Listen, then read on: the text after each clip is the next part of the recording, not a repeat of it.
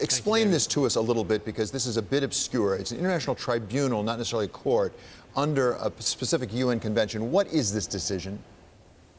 This is a very important decision, David, an important rebuke to the Chinese. The Chinese have been asserting, actually since the nationalist government of Chiang Kai-shek in the 1940s, control over most of the South China Sea.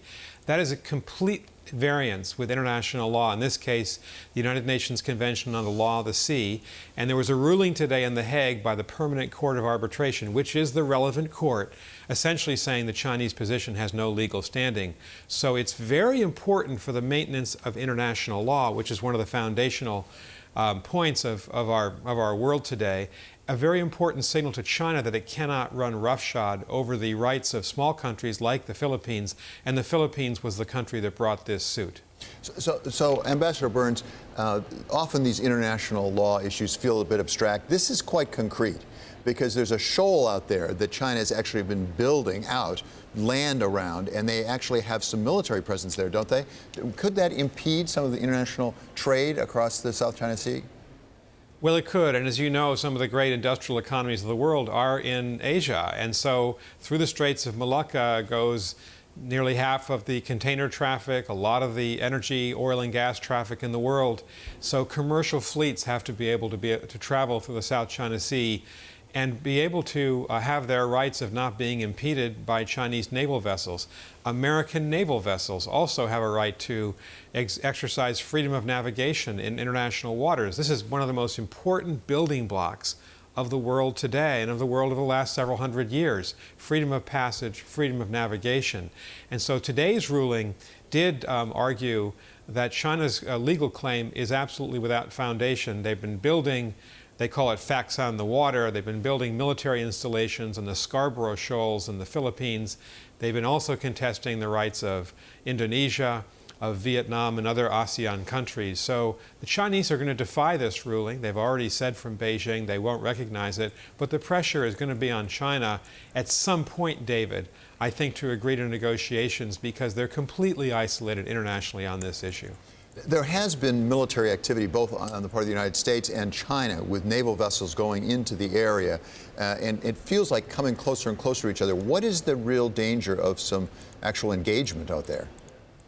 Well, if there's a risk, and there is a risk, the risk would be of accidental conflict, and that the two might not be in communication with each other. And you don't want to see that happen either on the high seas, and you certainly don't want to see it in the air. And so there's been a great deal of work by the United States and China over the last year or two to increase transparency between our naval vessels in the region, so they know where they are at all times. And the Chinese have a profound respect for American power.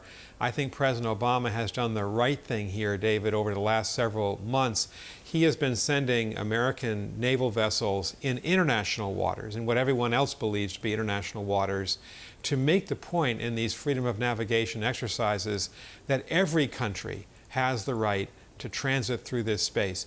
If China succeeded in preventing vessels from going through these waters, it would be a fundamentally negative signal for the world economy and for politics. Nick, you've spent your entire professional career as a diplomat for the United States. Anticipating what China is thinking about, what do you think their ultimate end game is here? What do you think they are trying to accomplish?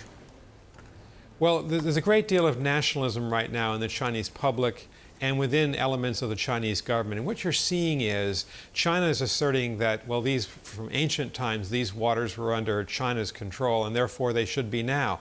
But that's a complete variance with international law as we have built the international legal system, particularly following the Second World War. So I think the Chinese are struggling.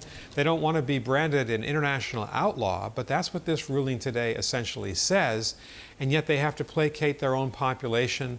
They have to placate nationalist elements of their government, like the People's Liberation Army. This is a very difficult balancing act for President Xi Jinping. I think what the United States will do is try to encourage China not to react in a harsh way, not, for instance, to have major military exercises or declare that there's an autonomous air zone that China would control, and hope that passions will cool and that eventually China will agree to negotiations over this issue.